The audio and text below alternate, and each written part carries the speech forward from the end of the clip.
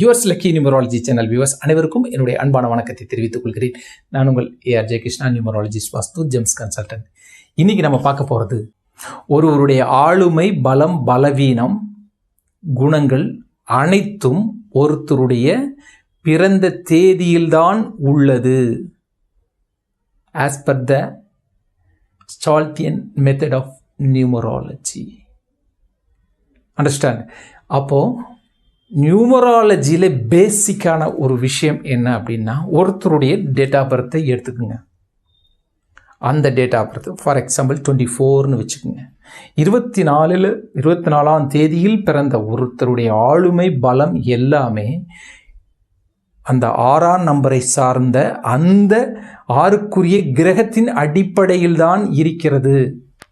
ஆளுமை திறன், குணநலன்கள், பலம், பலவீனம், ப்ளஸ் ஆர் மைனஸ்ன்னு சொல்கிறாங்களா, அதுதான். அப்போது அந்த 6ஆம் நம்பருக்கு என்ன பலன் இருக்குதோ அதை அப்படியே இந்த 24 பிறந்தவங்களுக்கு இருக்கும். அதுக்கு 15ஆம் நம்பரும் 6 தான், 24 6 தானா, வேறுபாடுகள் இருக்கும், சின்ன சின்ன வேறுபாடுகள் இருக்கும். ஏன்னா இது 2 + 4 6, அது 1 + 5 6 வருது.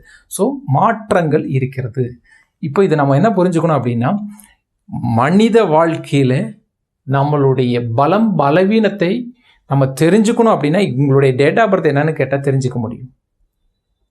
அப்போது நீங்கள் கேட்கலாம் ஒரு கேள்வி, சார் எல்லா தேதிக்கும் நெகட்டிவ் இருக்குமா, சில தேதிகள்லாம் பாசிட்டிவ் மட்டும்தான் இருக்குமா அப்படின்னா, நிச்சயமாக பாசிட்டிவான பிறந்த தேதிகளும் இருக்கின்றன, நெகட்டிவும் பாசிட்டிவும் கலந்த பிறந்த தேதிகளும் உள்ளன.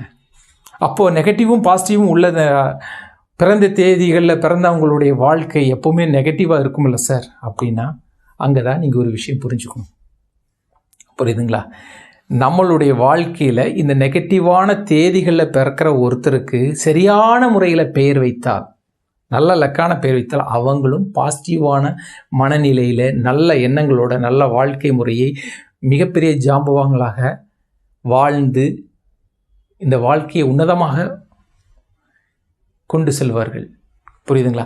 அப்போ இதிலிருந்து நம்ம என்ன தெரிஞ்சுக்கணும் அப்படின்னா, இங்கே நெகட்டிவ் பாசிட்டிவ் அப்படின்றது எல்லாமே அவங்களுடைய பலம், பலவீனத்தை பொறுத்து இருக்கும்.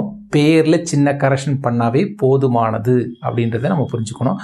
ஆகவே இப்போ ஒருத்தருடைய பேரில் தான் நம்ம சேஞ்ச் பண்ண முடியும். டேட் ஆஃப் பர்த்தையோ விதி எண்ணையோ வேறு எந்த விஷயத்தையோ நம்ம மாற்றவே முடியாது.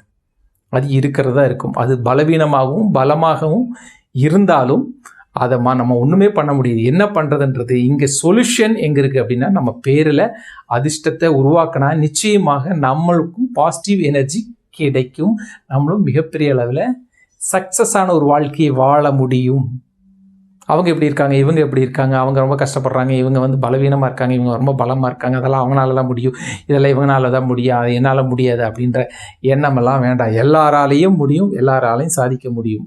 யாரும் இந்த உலகத்திலே சபிக்கப்பட்டவர்கள் அல்ல, எல்லாமே சாதிக்கக்கூடியவர்கள் தான் என்று கூறிக்கொண்டு, நீங்களும் நியூமராலஜியை சரியான முறையில் பயன்படுத்தி வெற்றி அடைய முடியும் என்று கூறிக்கொண்டு இந்த சேனல் லைக் பண்ணுங்கள், ஷேர் பண்ணுங்கள், சப்ஸ்கிரைப் பண்ணுங்கள். நன்றி, வணக்கம்.